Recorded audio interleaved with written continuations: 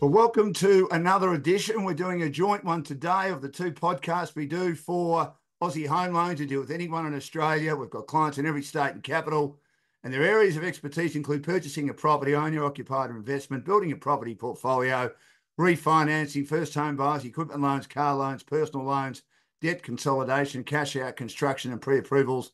And they've got over 25 lenders on their panel. And of course, our podcasts are Dashing Dan's Olympic Adventures, and also inclusion talks with the Paralympics just around the corner. And my guest today has had an outstanding career as a journalist. I got to know this lovely lady quite a few years ago, and I was in my last few years at the ABC, an outstanding producer, broadcaster, storyteller, journalist, and she's been involved in a lot of Paralympic Games, four to be precise, 3 summer, 1 winter. She's also done a couple of Olympic Games, London in 2012, and we look forward to getting her perspective of what happened in Paris recently, just over the last few weeks. It's a great pleasure to welcome to the program esteemed ABC journalist Amanda Shalala. Amanda, great to catch up. Welcome. Great. Thank you so much for having me, Dan. Very excited to join you and talk about all things Paralympics. And I would just like to acknowledge that I am coming to you from Dharawal land.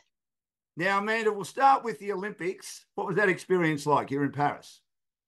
It was amazing, Dan. It was absolutely a career highlight. I think especially after Tokyo, I didn't cover those games, but to have the COVID affected games with no crowds, it really felt like going back to the Olympics proper, and to have it in such an iconic city was truly special. I mean, Paris is one of the most beautiful cities in the world. Everywhere you walk, it doesn't matter where you are, there's something that smacks you in the face and you think, oh my goodness, this is spectacular. Then you turn another corner and there's something even more beautiful. So that certainly added to it, to have a setting as picturesque and as aesthetically beautiful as Paris is. But the way that organisers pulled off these games, I think they have to be applauded as well. It was very ambitious, even from the opening ceremony along the River Seine. Never before had one been done outside a stadium. That was executed flawlessly. All the venues, the way that they incorporated the city, like with the Eiffel Tower Stadium for the beach volleyball, that's one of the best stadiums I've ever been to in my life. You couldn't imagine a better setting. The crowds, every venue was absolutely packed. The crowds loved it, got behind it. And then, of course, the Australian performances as well helped. So, yes, safe to say I loved it. They used the venues well, didn't they, as you said? I mean, the Eiffel Tower couldn't be any other place but for the beach volleyball, could it? Yeah, and beach volleyball, that's become a trademark for those competitions now, to have it in really spectacular venues. For the Paralympics, flying football will be playing. So fantastic they're utilising that venue again. And most of the venues that we used for the Olympics will be used for the Paralympics as well, which is great because you want to show off the city to the people watching from all over the world. Would you like to have been there for this? Is probably a very silly question, Amanda. Would you like to have been there for the Paralympics? But I suppose the budget can only go so far now. Oh. I would have loved to have been there, but we have a fantastic team over there. The ABC News is there. And I think in the spirit of fairness and everybody getting a go, there were other reporters that got to go for the Paralympics. So we didn't hog it all for the Olympics. So our national sport reporter, David Mark, is over there along with Charles Bryce and a camera operator, Michael Franchi. So they're covering everything on the ground for ABC News. But we have an extensive team from Australia covering it as well, including me. So I am still covering the games, just doing it from home, getting very little sleep, working late hours, but that's okay because I love it. Of course you do. Yeah, if you didn't love it, we wouldn't be doing the job we do. That's why we keep doing it, don't we? Now, was there something that stood out at the Olympic Games that you thought, gee, that was pretty special? From an Australian perspective, I think Noemi Fox's gold in the kayak cross was something that will stay with me for a very long time, particularly because we followed Noemi for a documentary we produced for ABC Sport called Countdown to Paris, where we followed 5 athletes aspiring to go to the Olympics and the Paralympics, and Noemi was one of them. So to see her journey of just fighting to even qualify, she had one of the toughest qualification pathways to even get to the Games because Australia's 1 quota positions went to her sister, Jess. So to fight through that and then go through 4 sudden death races in a very brutal sport like kayak cross, where anything can happen, to come out and win that was pretty spectacular. Were you thinking because it was all elimination, all cutthroat, all sudden death, just to get to the Olympics, that it's exactly the same in the sport itself, that she was so well prepared, maybe better prepared than a lot of the other athletes who, of course, had either competed in K1 or the C1 events that her sister so brilliantly won. Exactly. And so she was one of the only athletes that had solely been focusing on Mm. kayak cross for over a year. So I think that in the end, that gave her a real edge. Everyone else was trying to juggle the other disciplines. And we saw with Jess Fox, she was top ranked in the kayak cross, but anything can happen in that sport. And she didn't have the same preparation as Noemi did. So certainly the mental resilience and tenacity and that experience of sudden death racing held Noemi in good stead. And she's just the most beautiful person as well. So you like to see good people getting their rewards. And that's certainly the case for the Fox family overall. I don't think that Jess will be too disappointed. She did, of course, finally break the No. duck and win the K1. She won the C1. We've already seen her back in Australia, that she was presenting the sport on the Today program on Channel 9. I think the sky's the limit for her. Do you think, Amanda, she could become one of the most recognisable athletes in this country in the next 12 months or so? I think she's probably already there. I would say she's probably come out as Australia's biggest star from these games, even eclipsing the swimmers. So we always celebrate the swimmers because they tend to bring in most of the gold medals. Ariane Titmus, Kaylee McEwen, Molly O'Callaghan. There were so many that had great games. But I do think Jess Fox, her storyline, being the opening ceremony flag bearer, the way in which she won the kayak event, which she had never won a gold medal before in, and she went very early in that final because she hadn't qualified in a high position. So she was just put out her best run early on and just sat there waiting and waiting and hoping no one else would best it. And she did that. Then to win the C1 in the emphatic manner that she did, and how we learned so much more about all of the family, Miriam, her mum and her coach, Dad, Richard, also an Olympian. I think Jess is probably one of the most popular sports figures in Australia at the moment, and her star will continue to rise, although it was already shining pretty brightly. It was excruciating watching her. I was getting very nervous. She was just obviously on the outside. She just had to put on a persona as you would. She knew the camera, to be honest. She's very experienced. And she just sat there. She had a tough semi-final run. I thought at one stage, oh, don't tell me she's going to miss out here. But she found a way, and then she just blew them away. And you just thought, I reckon she'll be here at the end. Every time the next athlete would come up and would miss, she's still sitting there. She's still sitting there. She's still sitting there. I mean, she is just a genius, really, in that sport, Amanda, isn't she?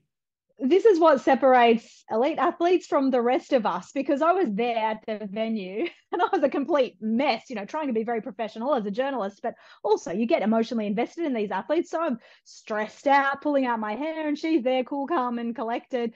But she already was the greatest paddler of all time, statistically, with the amount of world titles she has, the amount of Olympic medals she has. But to win the 2 gold really cements her legacy, I think, and just takes it out of it. It's not even a conversation. She is the greatest that sport has ever seen, and she's still got plenty more to come. She's still relatively young in that sport's terms, 30 years old. And she's the entire package. She's a wonderful role model. She's a great leader, a great public speaker, a really good person, and fantastic at her sport. So yeah, it was fantastic to see her come through with the 2 golds. I mean, and so is the Sakakibara. I should mention her as well. That was Right. another big Right. highlight for me, Yeah. seeing her, yeah, in the BMX. Yeah, that was, I mean, because that was an emotional story. And we can talk about in a minute. Her brothers got into rowing in the Paralympic or all abilities sport area, and we wish him all the best. He's obviously a very determined young man. It's great to see him back and living some sort of normal life, which is wonderful. But she was superb. She was going to give it away, and she's come back. I just reckon that was fantastic. Especially after Tokyo, she crashed in the Yeah. semi-finals and she was suffering these long-term effects of concussion. And after what had happened to Kai, who suffered a traumatic brain injury in a BMX accident, so there was that kind of lingering. And then for her to come back from her own concussions, go through her own healing journey and perform the way she did in Paris, which was dominant. She was dominant throughout every race in Paris, all the way through to the final. And it was really nice as well because her partner, Romain Mathieu, who is on the French team, he won a bronze medal about Right. 20 minutes before before in a clean sweep of the podium in the men's race. And she came out, won the women's event. But to see her embracing Kai at the end after she finished the race, everyone was crying. I think in Australia and over there as well, everyone was crying because that was one of the most purely emotional, beautiful moments of the Games. I'm speaking to esteemed ABC journalist Amanda Shalala, who was just at the Olympic Games, and she'll be covering again her fifth Paralympic Games, whether they be summer or winter, back home in Australia, which she'll have a lot of work to do. And as she said, she won't be getting a lot of sleep at normal times when people sleep in this country as the Paralympics get underway in a couple of days. But Dashing Down's Olympic Adventures and Conclusion Talks, a podcast to do with my great mate Cindy McDougall. And Cindy, I wish you all the best. A lot going on in her family at the moment. We're here for Aussie Home Loans.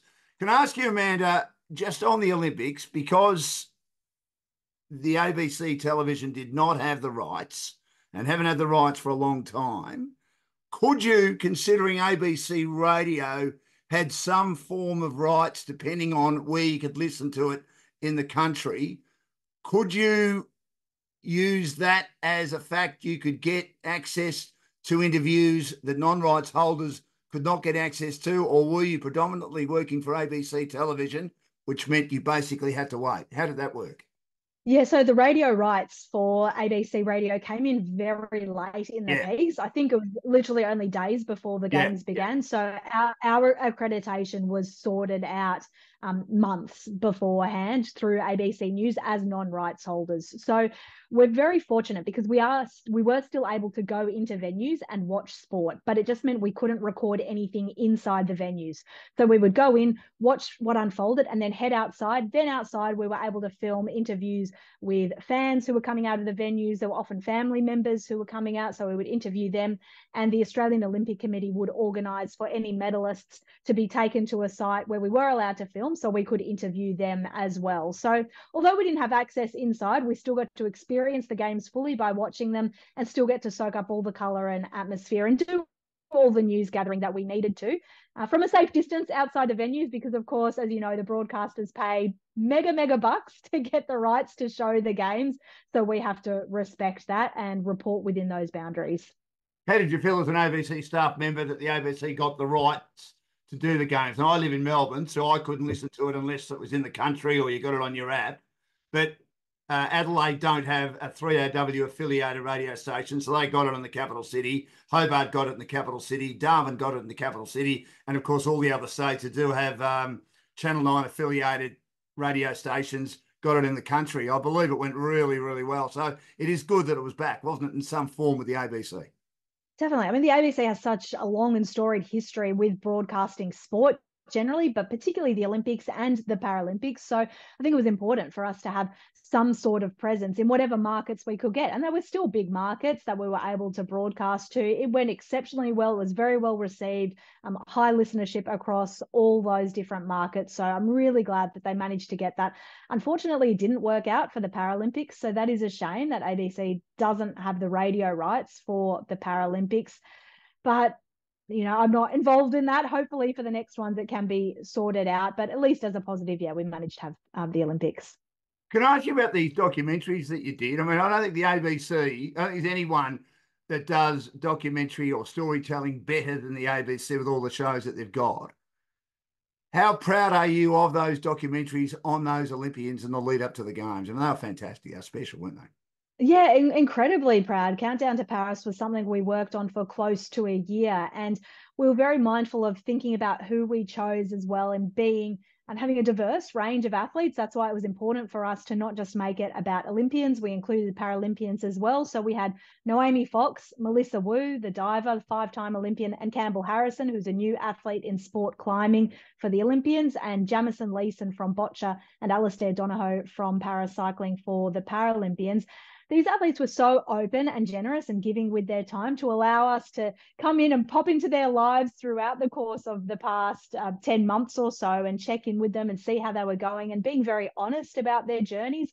They've all had challenging journeys for different reasons and all had really incredibly compelling stories as well. So you can still watch it. It's on YouTube and on ABC iView, Countdown to Paris. I would highly recommended, of course, being biased, having produced it. But I think it's important to get a chance to tell these stories of athletes who may not necessarily be household names as well. So, we know the Jess Foxes and Marianne Titmus's and all of those, but there are so many others that, deserve a bit of the spotlight as well. So I'm proud that we were able to shine that spotlight and tell these stories of incredible, incredible athletes. You're one of the great professionals in this industry, Amanda, but have they become friends of yours?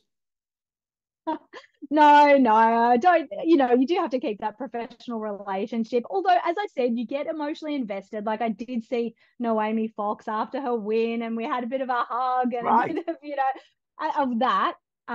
So I think, you have that really lovely professional working relationship, which I enjoy. We're not, best friends going to go hang out and party on the weekend, but that's not what our job is. Do you prefer behind the camera or in front of it? I like doing everything. I genuinely do. I really enjoy reporting and being able to be an on-air journalist or broadcaster and share experiences in that way. But there's something that can be a bit more freeing sometimes when you are behind the scenes as well, because you can maybe a little bit more produce something a little bit more extensive, I should say, like we did with that 1 hour documentary. Or I quite enjoy doing writing to our website now, more so than I did earlier in my career, where I really was just a broadcast journalist. So I like to have as many strings to my bow as possible, because it can be a fickle industry. So the more multi-skilled you are, the more likely you are to keep a job into the future. You did the interviews, didn't you? I mean, we just didn't see your face, did we? You did the interviews, and it was just predominantly the talent that we saw, but they were your questions, weren't they? There was myself and three other Oh, co-producers. right. So we Okay. each produced different athletes. Yeah, so it really was a very much a collaborative effort. So it was myself, David Mark, Liz Wright, and Damien Peck, who were all producers on the project, and we each followed different athletes and did the interviews with them. But that was important for us not to have any one of us as the presenter or the narrator. We really wanted the athletes to drive the story and be the ones to tell their own story rather than us as the journalists. Journalist Amanda Shalala is getting ready after having just come back from Paris to cover the, of course, all important Paris Paralympics, which are about to get underway. And Australia again looking to perform well as they have in previous Paralympic Games, whether it be in summer or winter disciplines. We're here for Dashing Down to Olympic Adventures and also for inclusion talks. Thanks to Aussie Home Loans, who've got over 25 lenders on their panel, and they deal with anyone in Australia. They've got clients in every state and capital, and they do Zoom as well. Well, to the Paralympics, Amanda, what are you expecting from an Australian perspective? I think we can have high hopes for these Paralympics. So, the past few games, if we look at Athens, Beijing, London, Rio, Australia was fifth on the medal tally, which is an excellent result. They slipped back to eighth in Tokyo, but I think, COVID had a lot to do with that. So, I think a top five finish would be what Paralympics Australia would be targeting, and I think would be a fantastic result. And there are so many great medal prospects across the board in many different sports. So I'll pick out a few. I'll probably leave some out, but I'll try and go with some of my personal highlights. Swimming and athletics are always the biggest breadwinners, so to speak, for Australia at a Paralympic Games. And I think we should see a lot of success there again. Maddie Di Rosario is the name that everybody will know and love. She is going to be the opening ceremony flag bearer alongside swimmer Brendan Hall. She finally broke through for gold in Tokyo after making her Paralympic debut in Beijing as a teenager. She got the gold she wanted. She got two in Tokyo in the marathon and the 800 meters, and she'll again be the favorite for the marathon. This time she's dropped the 800 from her program, focusing on the longer events, the 1500, the 5K, and the marathon. But I think particularly the marathon is the one that she'll really want to be getting the gold in, and we keep our fingers crossed for her. I think she can do it. She's in the form of her life at the moment. Vanessa Lowe is another to watch out for in the track and field, the long jumper who won gold in Tokyo, a previous gold medalist for Germany, but she married an Australian Paralympian, Scott Reardon. She's a very proud Australian now. She competed in the green and gold in Tokyo and back for Australia at these games. In the pool, Alexa Leary, I think, could be one of the real feel-good stories of these games. She was an up-and-coming triathlete and she had a cycling accident 3 years ago. It left her with serious brain injury, multiple breaks all over her body. She was told that she wouldn't live, and she has been told it's a miracle that she has survived. Not only has she survived, she has come back. She's turned to Paralympic sport. She's now in swimming, and is in really good form in her class in the 100 meters freestyle, and definitely one of the favorites for that event. So that would be really beautiful if she could manage to get a medal in that event after what she's been through the past few years. Another couple of swimmers, Lakeisha Patterson, Rachel Watson, they're both two-time defending champions in their respective events, the 400 freestyle and 50 freestyle. Lauren Parker is someone who is making a bit of history for Australia. She'll be competing in paracycling and paratriathlon. She's the first Australian since two athletes did it in Barcelona, 92. So it's been a long time since we've had a Paralympian competing in two different sports at the same games, and she's a world champion in each of those sports as well. Amazing. Curtis McGrath, who is the co-captain of the team, two golds in the canoeing events, and the Steelers. I'm really looking forward to seeing the Steelers in the wheelchair rugby, and they have 3 women in their squad. First time.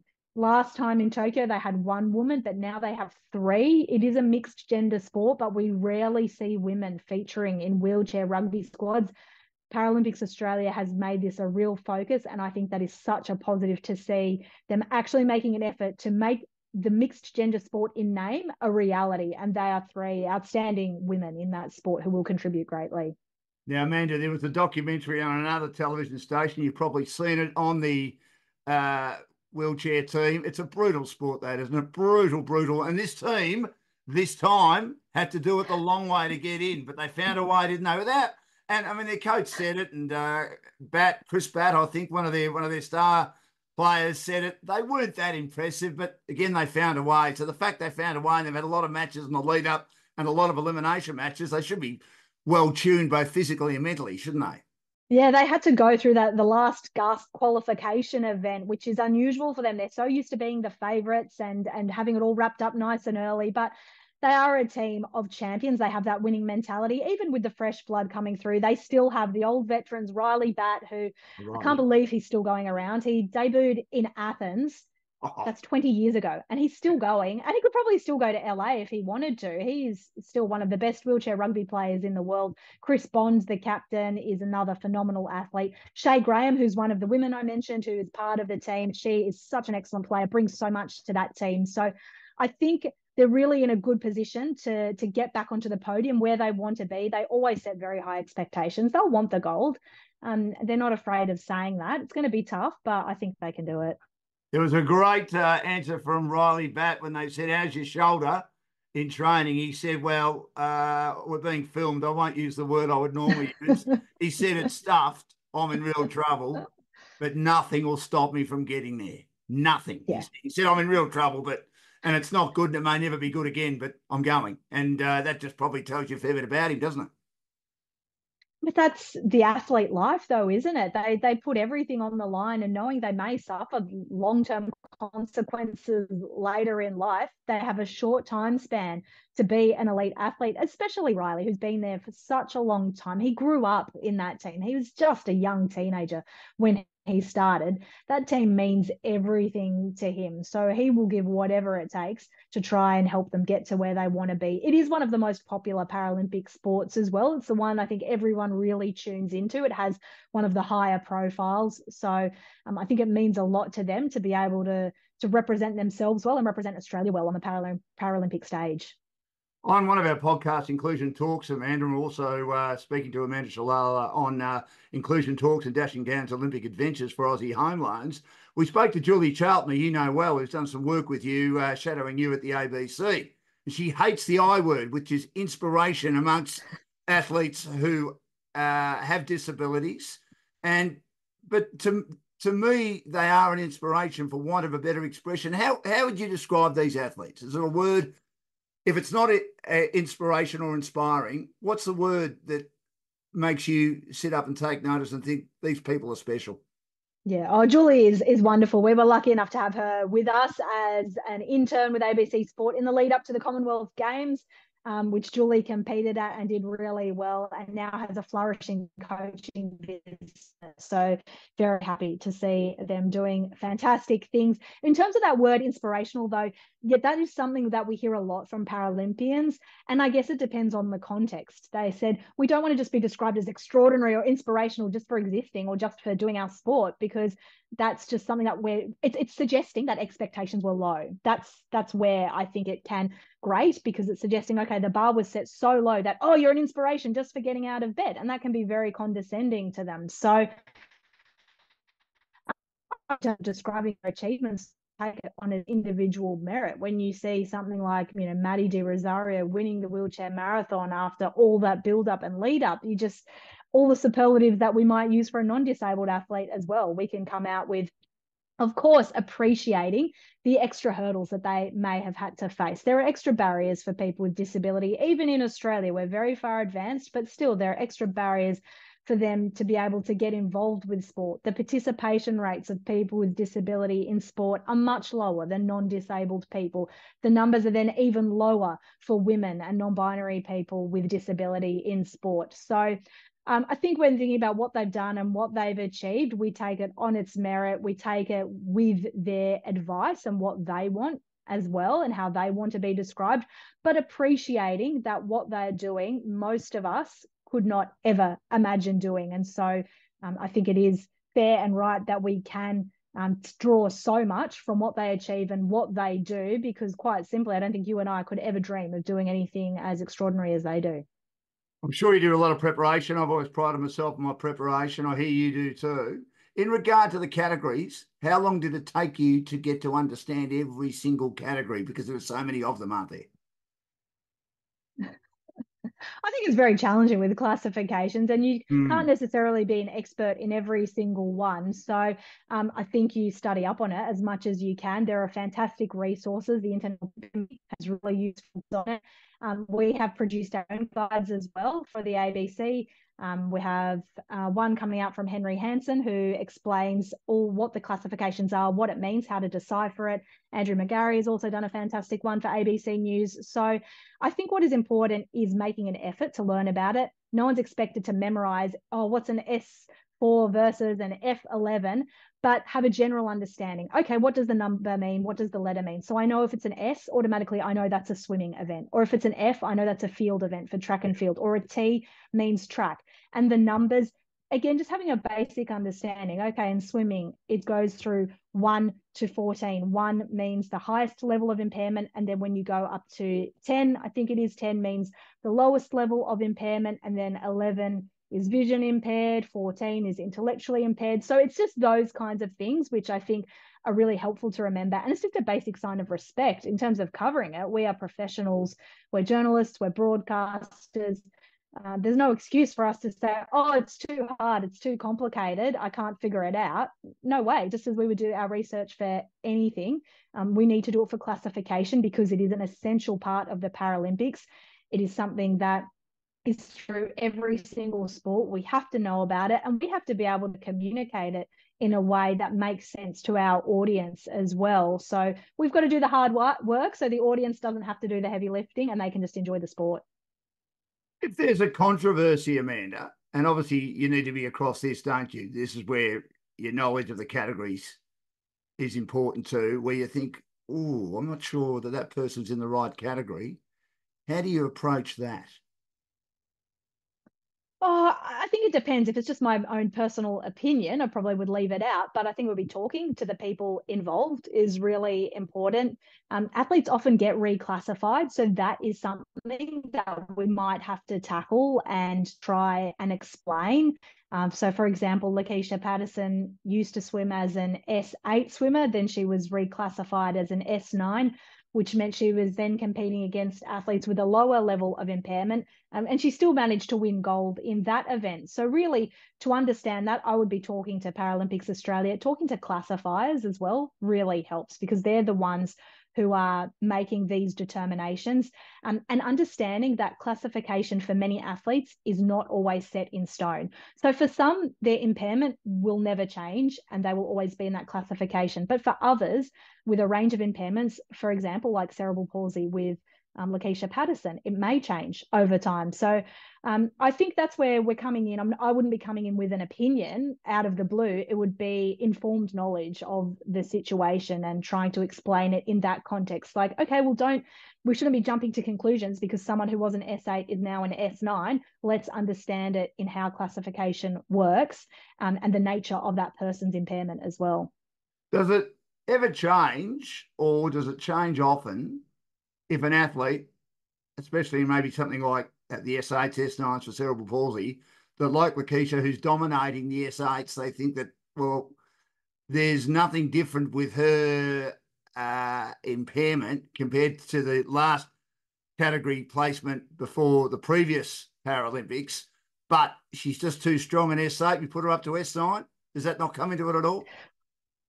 Well, they have to go through the proper classification process. So it wouldn't Oh, just be based on her time. It wouldn't just be based on her times. And the whole right. process, it involves having a medical appointment, providing medical documentation. Then the athlete is actually observed doing their sport by a classifier. So they would do certain exercises that they might have to do, like doing some laps of the pool, that kind of thing, where they are actually observed. So it couldn't just be as straightforward as, oh, we've seen this time, we're going to change you.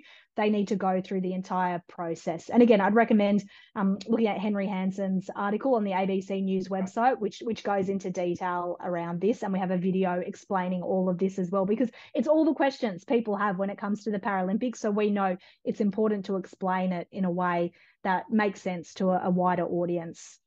What about a sport like boccia? And as you mentioned, one of the athletes that you featured in your documentary, and she was fantastic. And of course, she has assistance. Do you need to learn all the rules there to understand what's going on, particularly if you're covering it? That, again, looks like a sport that would take a fair bit of work to understand. It looks like a great sport, but again, it doesn't look easy, does it? Yeah, I think it depends. Like if you're commentating, I think you really do need to know the ins and Yeah. outs of it. For example, for me, I'm covering it for ABC News, so I'm not commentating, blow by blow what's happening. So I just need a basic understanding of the sport. For something like boccia, the way I would explain it is it's one of only two Paralympic sports that has no Olympic equivalent, and the easiest way to explain it is it's a cross between bocce and lawn bowls. So you've got a jack and you want to get your jack as close to the ball as possible. And some athletes may need assistance and may use a ramp to get their ball onto the ground. So I think that's how simply I would explain a sport like boccia without going into too much detail, knowing the audience that I'm communicating to is for ABC News. We don't have a lot of time. We just need to get the basics across. But if I was commentating, it would be a different story. And excuse my ignorance, is the assistant, depending on the classification, and we saw that with your documentary, is the assistant a boccia or bowls player? They've got a background in the sport. Is that right? Generally not. So for Jamison Okay. Leeson, for example, Yeah. her mum was initially her ramp assistant, Right. and now it's Jasmine Hayden, who also acts as her carer. So often it would be maybe a support worker or a carer or someone who is already spending a lot of time with that athlete. Then they train them up to become a ramp assistant, and they are acknowledged as an athlete themselves. If they win a medal, the ramp assistant gets a medal as well. But that's what I love with Jamison, how it started out being her mum. She was just a teenager when she started the sport, and she was in a small country town of Dunedoo of 700 people. So, of course, it's hard to find someone. So, yeah, mum, you can do it. So, if anyone wants to get into Paralympic sport who is non-disabled, that's a great way in. You could be involved like that. And then, of course, we have, sports like, say, para-triathlon for vision impaired athletes where they would have a guide. In that instance, you would have someone who is basically at a professional level, because you are doing everything. You're doing the swimming, the cycling, and the running. It's very physical. You couldn't just be any person that rocks up off the street, or you couldn't be someone's mum necessarily doing that role. But for boccia, you can, because it's about moving the ramp and placing it where the player tells you to. Wonderful human interest stories there with the boccia, Amanda, aren't there? I mean, cycling's another one, isn't it? We saw Kira Modra, one of the all-time greats, had I think the same person cycling, didn't they, for a long, long time, and they had so much success at Paralympics. He was a vision impaired athlete, and he had I think the same, whose name escapes me at the moment, but they were a wonderful team for a long time, weren't they? Yeah, so it's the same with cycling. You have a sighted pilot, and more often than not, they are an elite level cyclist themselves, and sometimes Australian representatives in an Australian context. So Jessica Gallagher will be going to these games, and she will have a pilot with her, for example, for these games as well. So that's a really important relationship to have someone that you gel with, not just someone who's good at the sport, but someone that you really gel with and can excel with too, because you're in it together. So for the vision impaired athletes in particular, that's one where it can be tricky finding the right combination. And when you do, you stick with it. Star journalist Amanda Shalala from the ABC, who's been to numerous Paralympics, and we'll cover this one again, which gets underway very soon in Paris and was at the Olympic Games and also at the 2012 London Olympic Games. And she's been to Winter Paralympics as well as many summer Paralympics. She's my guest today in Dashing Down's Olympic Adventures and also inclusion talks for Aussie home loans, who have a number of areas of expertise, including first home buyers, equipment loans, car loans, and personal loans. Amanda, you've done one Para Winter Olympics in Sochi in Russia. What was that experience like, and how different was it compared to the Summer Olympics? It was so different. I had never done any winter games before, Olympics or Paralympics, and had the opportunity to these ones because the ABC was the host broadcaster for it. Firstly, it wasn't cold, so that was interesting. It It wasn't cold. warm. I remember just wearing a t-shirt covering the games. No, it wasn't cold at all. It was probably like early 20s, the temperature, 21, What? 22 degrees. Because yeah, it was strange, but they had fake snow. There was still snow there. But it's a lot smaller, obviously, than a summer games. So the scale is a lot less. And you've got primarily from an Australian perspective, all our focus was on the mountain because all the events were either alpine skiing or snowboarding. So we didn't cover the biathlon or anything like that. But it was really wonderful because the team was so small. I think for those games, it was maybe about 10 athletes. So you really got to know these athletes and build a relationship with them. And I think that makes for better interviews and makes for better coverage. One of my favorites was Ben Tudhope, who's a snowboarder who's only 14 years old at the time. He finished in the top 10, and that was celebrated as if it was a gold medal because that is an amazing achievement for a 14-year-old in his first games. And he was just the most bubbly, energetic, lovable young man that you could ever meet as well. So that helped. And his entire family was over there, his parents and his siblings. And he was just so buzzing and bursting with joy to have finished in the top 10. And he was chosen as the closing ceremony flag bearer as well for those games. A huge honor for a kid. So ever since then, he's always been one of my favourites. He has since gone on to be one of the absolute stars now of the Australian Paralympic team, winning a medal at the last games. He will again be one of the main contenders in a couple of years' time in Milano Cortina. Just an excellent human. He does a lot of work in the space of inclusion as well, and particularly in cerebral palsy and getting more kids with cerebral palsy involved in sports. So it was really wonderful to cover those Paralympics. Toby Kane was another who had a great games, won some medals, and was a real stalwart of the team. So I enjoyed that. Whereas the summer games, you're kind of a bit all over the place because there are just so many athletes and so many sports to keep across. It's a little bit more intimate and personal for a winter games from an Australian perspective. So were you surprised, Amanda, when you went to Sochi and it was more manufactured in regard to the snow and it wasn't as cold as it might have been? I would have thought, excuse my ignorance here, that if a Winter Olympic city is chosen, it's chosen because it's cold. It's cold all the time. Places in Canada, places in Northern America, obviously Norway, Denmark, these sort of places, if they're chosen. But Russia, it obviously wasn't. It was more manufactured. Did that surprise you?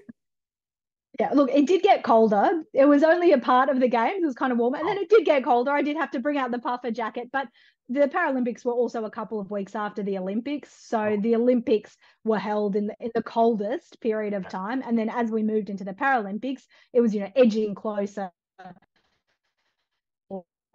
getting out of that time as well. Sochi was an interesting one because it wasn't even an established ski town. It was a summer resort town for Russians, and they bid for the games. And when they got it, they created the mountain and they created all the infrastructure. So it wasn't like, Whistler or Salt Lake City or somewhere where it's already there. But that was Russia really wanted those games, and they did everything they could to get those games. And did it look real?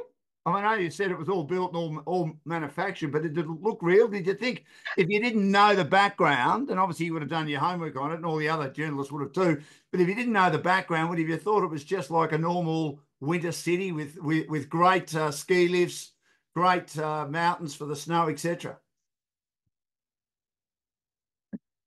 Yeah, I think so. It ticked all the boxes. Although a lot of the athletes said that they could definitely feel the difference, particularly for those athletes in the sit skis, where they're just literally in sort of a bucket seat on a single ski, so they don't have quite the same balance. That was a bit more challenging for them because I think the manufactured snow can be a bit more icy and a bit more slippery. But from the naked eye as an observer, you couldn't really tell. Now, Amanda, you said a little bit earlier about how more popular and how big of a profile the Paralympics have got. Are we there yet, or do we still have some work to do to get the understanding out there amongst the general public about what a great role Paralympics plays and all the ability sports plays in the community? I think there is still more work to be done while acknowledging how far we have come in so many respects. Even in terms of the coverage now, it is so much more than when the games started. I think that is to be applauded. There's a lot more invested in terms of supporting the athletes. For example, the Paralympic medalists are going to receive the same amount of money as Olympic medalists received in Paris. That was also the case for Tokyo. So that's important. That's government funding. That's a sign of progression and equality. I think the public's understanding is a lot more, though.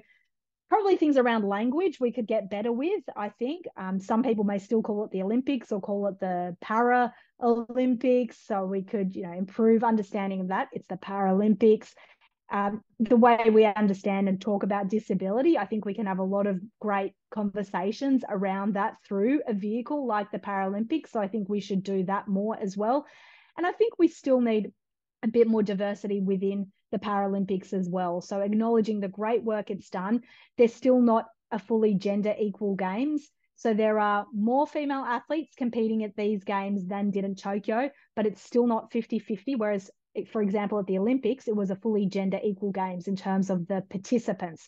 So there's some way to go there. And even in terms of the diversity of participants, say within the Australian team, we do know that we still don't have quite as many people from culturally diverse backgrounds or Indigenous Australians who are participating in disability sport. So that's at the elite level, but even filtering down to the grassroots level, as I mentioned before, there's still lower numbers of people with disability and particularly women participating in sports. So I think we celebrate the wins, how far it's come. The Paralympic movement has come on leaps and bounds. I think Sydney was a real turning point, and then London 2012 was another. And I think Paris can be the next one that can really kickstart it to take it even further. So what do we need to do to make it more equal for women in regard to all ability sport, do you think? Access and opportunity. It's kind of the same reason why there aren't as many women who are participating in non-disabled sport too, although the percentages are much lower in disability sport. Historically, sport has been set up by men for men to serve men. And so we're still trying to sometimes tweak those systems or restructure them. Sometimes we might need to start again from the very beginning because the systems were set up without that inclusion in mind. So maybe we need to start again and say, okay, we're going to design this sporting infrastructure and we're going to include women and women with disability and Indigenous Australians and people from culturally diverse backgrounds. We're going to include all of them from the start. So we're not trying to retrofit something. We're creating it with inclusion in mind from the very beginning.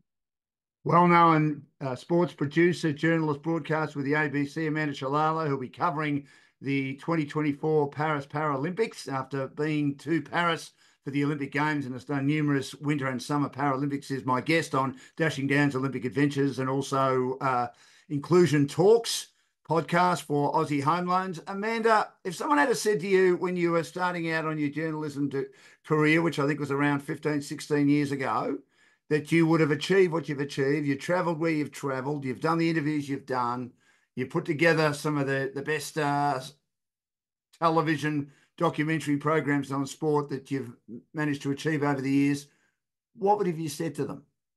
Oh, I definitely wouldn't have believed it. I started out as a kid. All my heroes, my sporting heroes, were all men. I wanted to be like Adam Gilchrist, like Steve Waugh. I wanted to, play for the Dragons in the NRL. I just didn't have a concept of women being involved in sport. And even from a journalism perspective, like there were amazing women out there, of course, like some of my absolute heroes, Tracy Holmes, Debbie Spillane, Karen Ty. But the landscape was definitely dominated by male journalists and male broadcasters. So I thought, okay, that's what I've got to do. I'm going to cover the NRL men's competition and I'll just be like, those men who are covering it because that's what you have to do to be a sports journalist.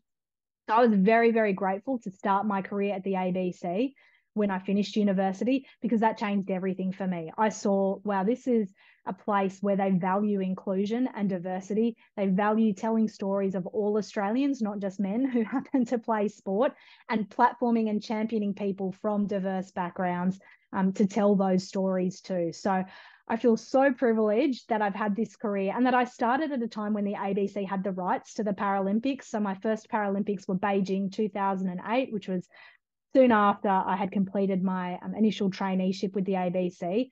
And going to those games, it changed everything for me. I said, this is what I want to do. I don't want to be going out to the local footy grounds every weekend doing the NRL.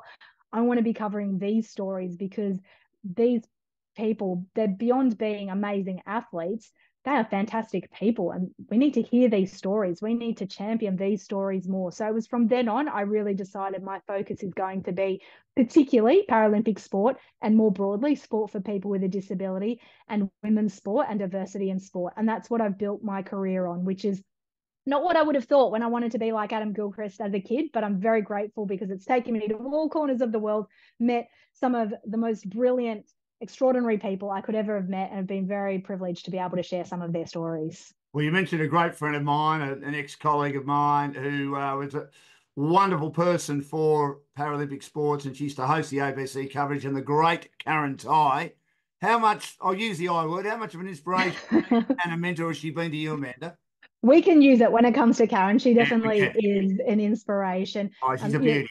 she's at the forefront of Paralympic coverage in Australia, at the helm of ABC's coverage, I think from Seoul up until London 2012, and then continuing her coverage even when we lost the TV rights, still with all her hosting duties with Grandstand. She only recently retired, a Yeah. huge loss to the ABC, but well-deserved break for her.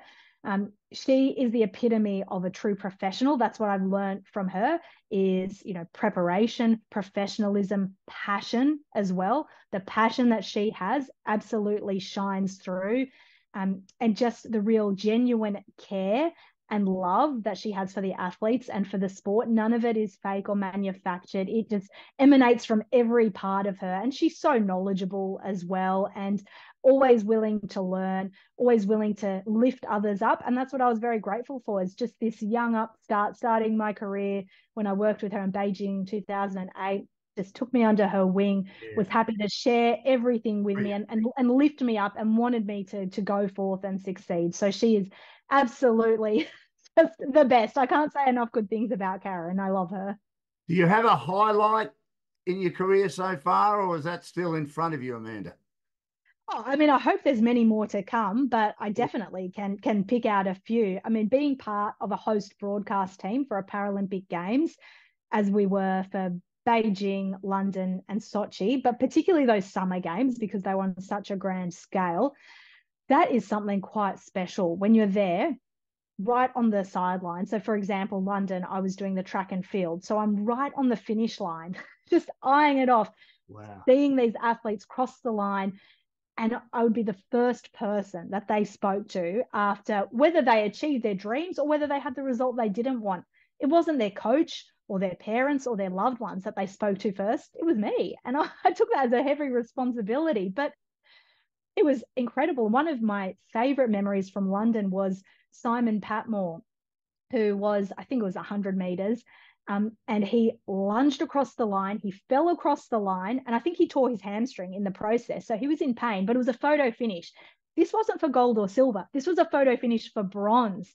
So he's lying there with the agony of his whatever he did to his hammy, but also hoping that he got a medal. And so I was just right there watching him. He's like writhing around in pain, but also this hopeful look on his face, looking up at the screen, and then it flashed up that he got the bronze medal. And it nearly brings me to tears now because just the explosion of excitement and joy that came out of him. And I had interviewed him previously and he saw me, and I was the first recognizable person he saw. So he like comes over to me and gives me a hug. And it was just so lovely to share that experience with him. And I love those moments where we focus a lot on gold. And yeah, it's elite sport. We are going to focus a lot on gold or on medals. But yeah, for Simon, it was just about, he gave absolutely everything he had, and to come away with something was the ultimate dream for him. And I was lucky to just be the bystander that got to be a part of it as well. So like that's there are many other highlights, but being a part of a host broadcaster where you're actually in the venue watching it all and talking to the athletes straight after is pretty special. I've done the mixed zone a bit, a couple of Olympic Games when I've covered them for ABC and radio, the three that I've done. You don't get a lot of time, do you? But obviously, No. as you say, it's a privilege to be able to be the host broadcaster and get to ask the first questions. Probably get two or three. You've got to make it count, don't you? I'm very big on this. I don't like the cliches. And these are things that people like Karen taught me. You don't want to be asking, oh, how does it feel? How do you Yeah. feel? Yeah. We've got to be better than that. We're Yes. professionals. We're professional question askers, essentially, in many respects. So you've got to tap into that emotion, assess the dynamic of the interview as well, whether it could go longer or shorter, and try not to be hackneyed or cliched. And so it can be challenging at times. There's a lot of pressure as an interviewer in that situation, but that's why we're selected. It's a selection process for us to go through to get to cover these events. And I feel very strongly about that. We have to do well in doing our job in that sense too, and not just making statements, oh, that must be great, good on you, and just expect someone to talk. We have to actually ask insightful questions. So with Simon, did you think, well, I've got a little bit of time here because he's waiting, which is excruciating for athletes. I interviewed Debbie Flintoff-King on our program, Dashing Down to Olympic Adventures for Aussie Home Loans, and she thought she'd won, but it took a long time ago now, back in 1988, for it to come up that she had just won. So he had a bit of time, didn't he? And you, I suppose, had a bit of time to think what you're going to ask. Did you say, were you confident of getting bronze? Was that one question you would ask, or thought you should ask, or not? Oh, honestly, I can't remember what I asked. It was 12 years ago now. I Yeah, hope, let's not go back to the tape. Let's hope I asked really I'm great sure you did. questions. I didn't say, how do you feel, or something like that. Now that I've said, oh, I never say it. I probably No, have you wouldn't have. at times in my career. But in those scenarios as well, even though we don't have much time, like you do get to judge it. And sometimes I'm like, if I've got a good thing going here, I will keep going a bit longer, and also respecting when I'm told to move on. So sometimes it might be the best interview ever, but you see the media manager out of the corner of your eye saying, wrap it up. And that's an important relationship to manage as Yes. well, because if I don't listen to them at that time, then I won't get the next interview that comes around. So I'll always abide by those instructions as well. It's like, okay, let's go. You got to move on to the next one. But if the person's there, they're happy, everyone's happy, I keep going too. Outside the Paralympics, Amanda, is there something you'd like to do down the tracks as a broadcaster?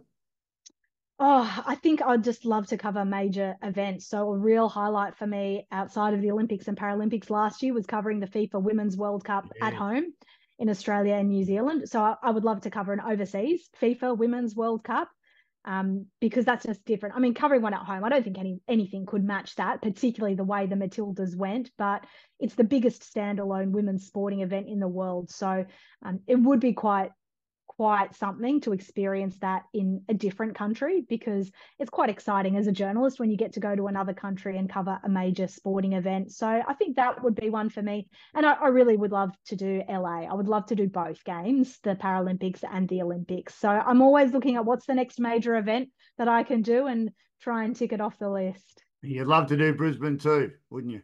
Oh, of course. I mean, Brisbane, that's a given. I'm like, that's at home. No matter what, nobody can stop me from doing Brisbane. I'll be there. You'll be there, absolutely. Can I just ask you a question about the Matildas?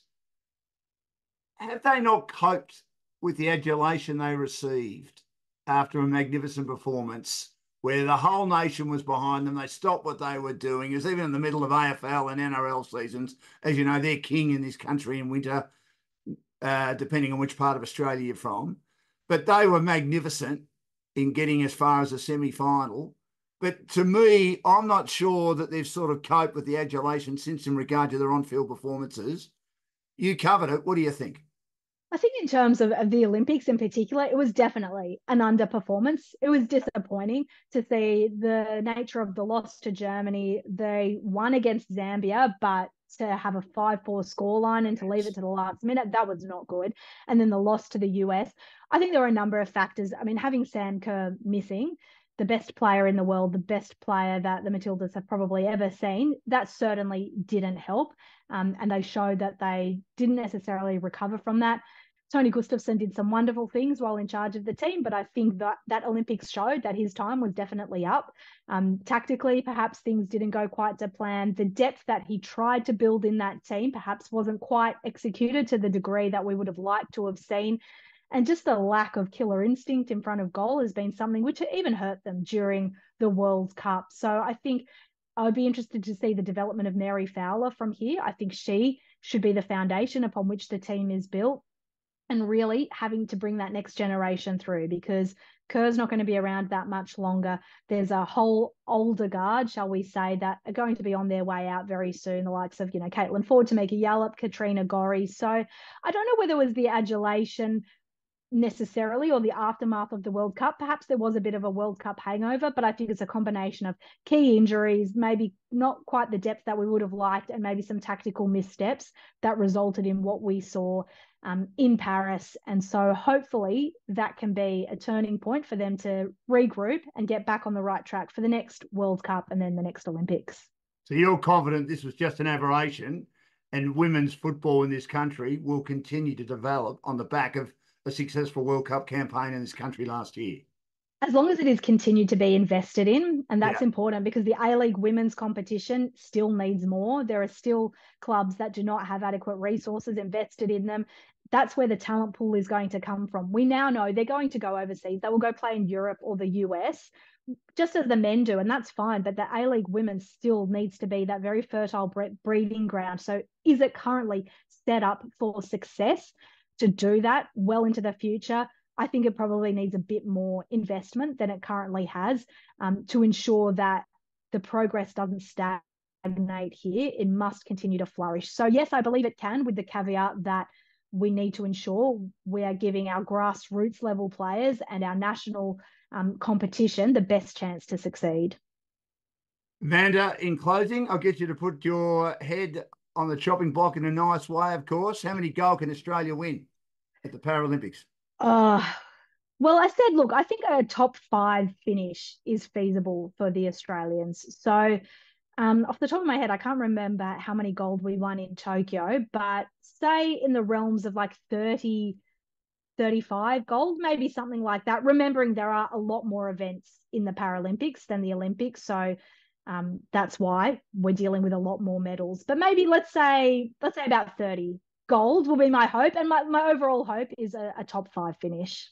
And can I ask you, the most intriguing sport I've ever come across in either Winter or Summer Olympics, I think you know which sport I'm talking about, it's curling. Do you understand it? I most certainly do not. No, I haven't had to get across it. We've never had I don't think we've had Australians in it. Yeah. No, I've got no idea. I'm pretty good with a lot of sports, not curling. It's like cleaning the floor, isn't it? I mean, yeah. I love watching it, but am I the wiser at the end of watching it about what it's all about? No, but I can't turn it off because it's just one of those incredible sports that you think, well, it's a sport, but what are they doing? It's obviously if you played it, you know what you're doing. Amanda, I really appreciate your time. What's the body clock going to be doing? You'd be sleeping during the day and up all night. Is that how it's going to work for the next days or so?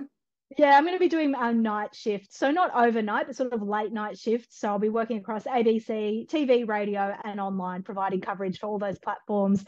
And we'll have people working, all through the night, as well as our team on the ground in Paris. We've got it all covered. So yeah, it's going to be a good time. I don't care about the lack of sleep. It's sport. I'm watching sport and talking about sport. What could be better than that?